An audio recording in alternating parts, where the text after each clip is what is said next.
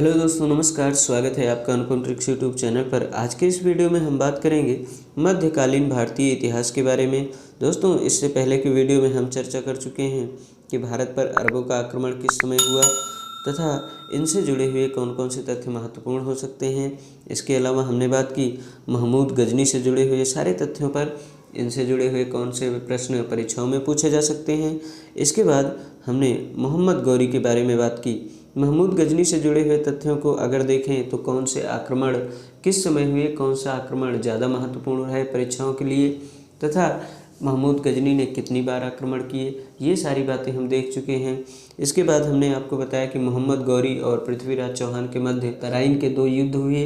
उसके बाद तराइन के 2 युद्धों के बाद चंदावर का युद्ध हुआ। तो ये सारी बातें हम आपको बता चुके हैं। आज के इस वीडियो में हम आपको बताएंगे सल्तनत काल के बारे में। सल्तनत काल के अंतर्गत आज हम आपको बताएंगे गुलाम वंश, जिसे ममलूक वंश या दास वंश कहते हैं, इसके बारे में। तो गुलाम वंश के अंतर्गत जिन शासकों के बारे में हम आज बात करेंगे उन शासकों के नाम हैं कुतुबुद्दीन ऐबक, इल्तुतमिश, रजिया सुल्तान और बलबन। तो इन सारे शासकों के बारे में हम आज बात करेंगे। तो आइए सबसे पहले देखते हैं कुतुबुद्दीन ऐबक के बारे में। ये फिगर में जो तस्वीर दिख रही है ये कुतुबुद्दीन ऐबक की है। कुतुबुद्दीन ऐबक गुलाम वंश की स्थापना करता है 1206 ईस्वी में। इसके बाद आप ये जानिए कि कुतुबुद्दीन ऐबक मोहम्मद गौरी का गुलाम था। तो गुलाम वंश की स्थापना 1206 ईस्वी में कुतुबुद्दीन ऐबक ने किया था, जो कि मोहम्मद गौरी का गुलाम था। गुलामों को फारसी भाषा में बंदगा कहा जाता है तथा इन्हें सैनिक सेवा के लिए खरीदा जाता था। कुतुबुद्दीन ऐबक ने अपना राज्याभिषेक 24 जून 1206 ईस्वी को किया था। आगे जानिए और महत्वपूर्ण बातें इनसे जुड़ी हुई क्या हैं। तो कुतुबुद्दीन ऐबक ने अपनी राजधानी लाहौर में बनाई। तो ये प्रश्न भी पूछ लिया जाएगा आपसे कि कुतुबुद्दीन ऐबक ने अपनी राजधानी कहाँ बनाई, तो लाहौर में बनाई। कुतुब मीनार की नींव कुतुबुद्दीन ऐबक ने डाली थी, जिसे पूर्ण कराया था इल्तुतमिश ने। तो ये प्रश्न कई बार परीक्षाओं में पूछा गया कि कुतुब मीनार की नींव किसने डाली, तो कुतुबुद्दीन ऐबक ने डाली। इसे पूर्ण किसने कराया, तो इल्तुतमिश ने पूर्ण कराया। दिल्ली का कुव्वत उल इस्लाम मस्जिद एवं अजमेर का 2.5 दिन का झोपड़ा नामक मस्जिद का निर्माण कुतुबुद्दीन ऐबक ने करवाया था। तो ये प्रश्न कई बार परीक्षाओं में पूछे गए कि अजमेर का 2.5 दिन का झोपड़ा नामक मस्जिद किसने बनवाई, तो कुतुबुद्दीन ऐबक ने बनवाई। तो ये प्रश्न कई बार पूछा गया। इसके अलावा कुतुबुद्दीन ऐबक को लाख बख्श के नाम से जाना जाता है। तो लाख बख्श के नाम से किस शासक को जाना जाता है, ये प्रश्न कई बार पूछा गया। तो कुतुबुद्दीन ऐबक को जाना जाता है लाख बख्श के नाम से, क्योंकि यह लाखों का दान करने वाला शासक है, तो इसलिए इसे लाख बख्श के नाम से जाना जाता है। आगे कुछ और बिंदुओं को देखिए। प्राचीन नालंदा विश्वविद्यालय को ध्वस्त करने वाला ऐबक का सहायक सेनानायक बख्तियार खिलजी था। तो ये प्रश्न भी आपसे पूछा जा सकता है, तो इसको भी ध्यान रखें। ऐबक की मृत्यु 1210 ईस्वी में चौगान खेलते समय घोड़े से गिरकर हो गई। तो प्रश्न कई बार परीक्षाओं में पूछा गया कि निम्न में से किस शासक की मृत्यु घोड़े से गिरकर हो गई, तो कुतुबुद्दीन ऐबक की मृत्यु हो गई। कब हुई, 1210 ईस्वी में। सन उतना महत्वपूर्ण नहीं है, महत्वपूर्ण है व्यक्ति का नाम, शासक का नाम, कि कौन से शासक की मृत्यु घोड़े से गिरकर हो गई, तो कुतुबुद्दीन ऐबक की मृत्यु हुई थी घोड़े से गिरकर। अगला पॉइंट देखिए, कुतुबुद्दीन ऐबक की मृत्यु के बाद इन्हें लाहौर में दफना दिया गया। तो ये प्रश्न भी पूछा जा सकता है कि लाहौर में किसका मकबरा है, तो कुतुबुद्दीन ऐबक का मकबरा है। या फिर ऐसे भी प्रश्न आपसे पूछा जा सकता है कि कुतुबुद्दीन ऐबक का मकबरा कहाँ पर है, तो लाहौर में है। ऐबक का उत्तराधिकारी आराम शाह हुआ। इसने सिर्फ 8 महीनों तक शासन किया। तो ऐबक का उत्तराधिकारी कौन हुआ, आराम शाह हुआ। आराम शाह की हत्या करके इल्तुतमिश 1211 ईस्वी में दिल्ली की गद्दी पर बैठा। आगे हम देखेंगे इल्तुतमिश के बारे में। तो आइए देखते हैं इल्तुतमिश से जुड़ी हुई सारी बातें। फिगर में आपको इल्तुतमिश दिखाई पड़ रहे हैं। इल्तुतमिश से जुड़ी हुई प्रमुख बातें क्या क्या हैं, इनको जानिए।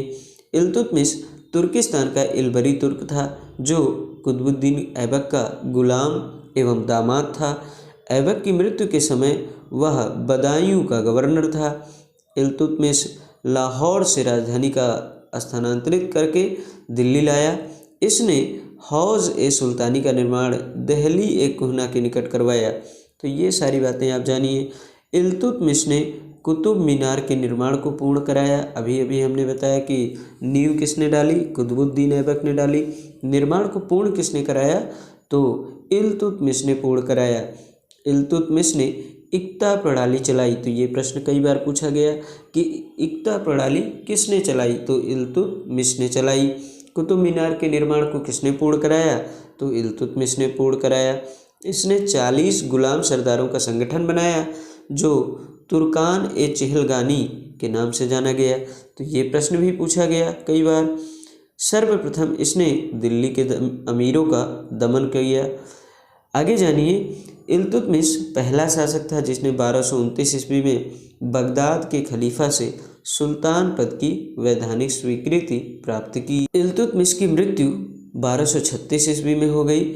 चंगेज खां से बचने के लिए ख्वारिज्म के सम्राट जलालुद्दीन को इल्तुतमिश ने अपने यहाँ शरण नहीं दी थी। इल्तुतमिश के बाद उसका पुत्र रुकनुद्दीन फिरोज गद्दी पर बैठा। वह एक अयोग्य शासक था। उसके अल्पकालीन शासन पर उसकी माँ शाह तुर्कान छाई रहीं।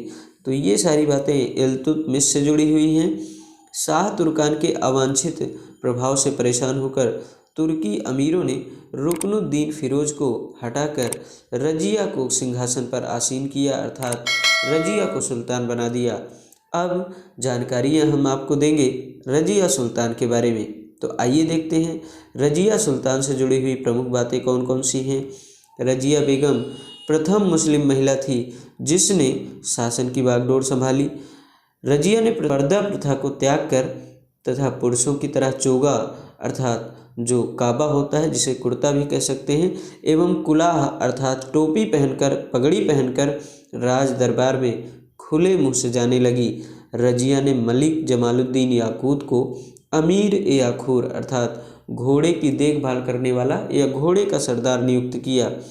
गैर तुर्कों को सामंत बनाने के रजिया के प्रयासों से तुर्की अमीर विरुद्ध हो गए और उसे बंदी बनाकर दिल्ली की गद्दी पर मुइजुद्दीन बहरम शाह को बैठा दिया। रजिया की शादी अल्तुनिया के साथ हुई। इससे शादी करने के बाद रजिया ने पुनः गद्दी प्राप्त करने का प्रयास किया, लेकिन वह असफल रही। रजिया की हत्या 13 अक्टूबर 1240 ईस्वी को डाकुओं के द्वारा कैथल, जो कि हरियाणा में है, के पास कर दी गई।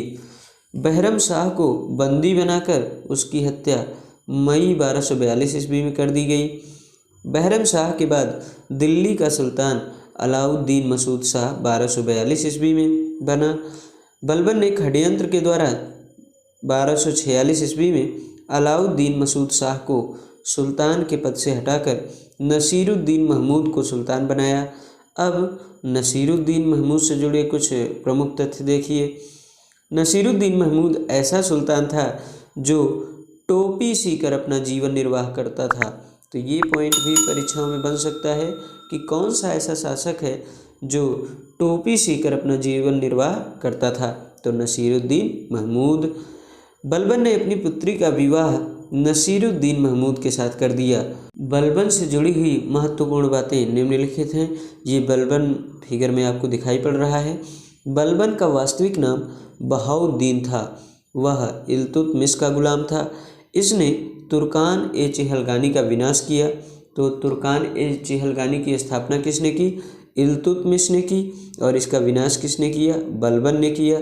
तो ये सारी बातें महत्वपूर्ण है भाई, इसको याद रखें। बलबन 1266 ईस्वी में गयासुद्दीन बलबन के नाम से दिल्ली की गद्दी पर बैठा। वह मंगोलों के आक्रमण से दिल्ली की रक्षा करने में सफल रहा। मंगोल चीन के उत्तर में गोबी के रेगिस्तान के निवासी थे। ये अर्ध सभ्य जाति थी। तो ये सारी बातें आप जानिए। आगे बलबन से जुड़ी हुई कुछ और बातों को जानते हैं। राज दरबार में सिजदा एवं पैबोस प्रथा की शुरुआत बलबन ने किया था। बलबन ने फारसी रीति रिवाज पर आधारित नवरोज उत्सव को प्रारंभ करवाया। अपने विरोधियों के प्रति बलबन ने कठोर लौह एवं रक्त की नीति का पालन किया, अर्थात कठोर नीति का पालन किया। नसीरुद्दीन महमूद ने बलबन को उलूग खां की उपाधि प्रदान की। बलबन के दरबार में फारसी के प्रसिद्ध कवि अमीर खुसरो एवं अमीर हसन रहते थे।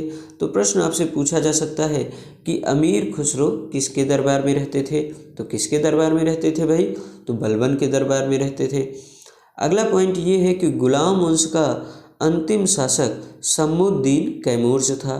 तो गुलाम वंश का अंतिम शासक कौन था भाई? तो शम्सुद्दीन कैमूर्स था। तो दोस्तों आज की इस वीडियो में हमने आपको बताया कि गुलाम वंश के अंतर्गत कौन कौन से शासक आते हैं, इनसे जुड़ी हुई कौन कौन सी जानकारी परीक्षाओं के लिए महत्वपूर्ण है। तो आज का वीडियो यहीं तक रखते हैं। वीडियो आपको कैसा लगा ज़रूर बताएं। वीडियो को लाइक करें, शेयर करें और चैनल को हमारे अभी तक आपने सब्सक्राइब नहीं किया है तो प्लीज़ सब्सक्राइब करें, बेल आइकन को प्रेस कर लें ताकि जब भी हम कभी वीडियो डालें तो उसका नोटिफिकेशन आपको मिल जाए। तो दोस्तों आज का वीडियो देखने के लिए बहुत बहुत धन्यवाद।